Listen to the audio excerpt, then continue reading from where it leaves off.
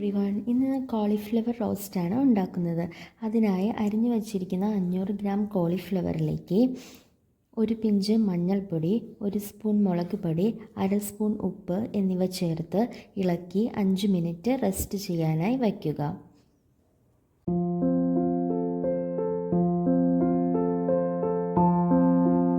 Cauliflower നമുക്ക് fry ചെയ്തെടുക്കാം.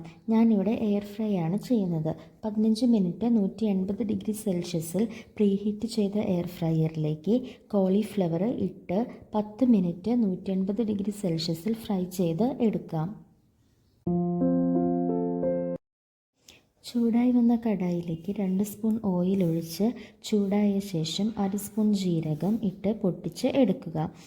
ഇനി ഈ സമയം നമുക്ക് സ്ലൈസ് ചെയ്ത് വെച്ച 2 മീഡിയം സൈസ് സവാളയും 2 പച്ചമുളകും ചേർത്ത് കൊടുക്കാം.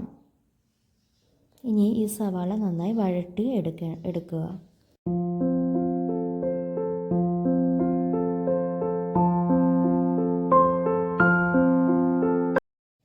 കോളിഫ്ലവർ ഫ്രൈ ആയി വന്നിട്ടുണ്ട്. വീണ്ടും 10 മിനിറ്റ് കൂടി നമുക്ക് ഫ്രൈ ചെയ്ത് എടുക്കാം.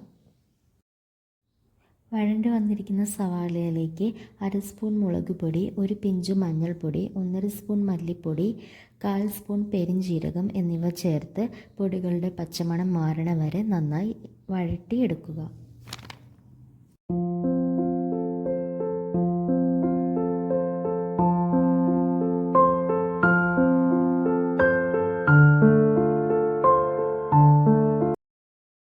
പൊടികളുടെ പച്ചമണം മാറിയ ശേഷം 2 മീഡിയം സൈസ് തക്കാളി സ്ലൈസ് ചെയ്തത് ചേർത്ത് നന്നായി വഴറ്റിയെടുക്കുക.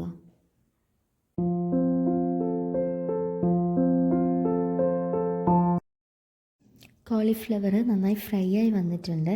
ഇനി ഈ വഴണ്ട് വന്നിരിക്കുന്ന മസാലയിലേക്ക് നമുക്ക് കോളിഫ്ലവർ ചേർത്ത് കൊടുക്കാം.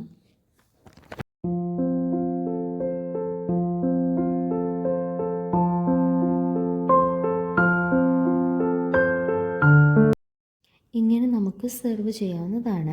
ഇനി കുറച്ച് ഗ്രേവി ആവശ്യമുള്ളവർക്ക് ഇതിലേക്ക് 1/2 ഗ്ലാസ് ചൂടുവെള്ളം ചേർത്ത് നന്നായി വഴറ്റി എടുക്കാം.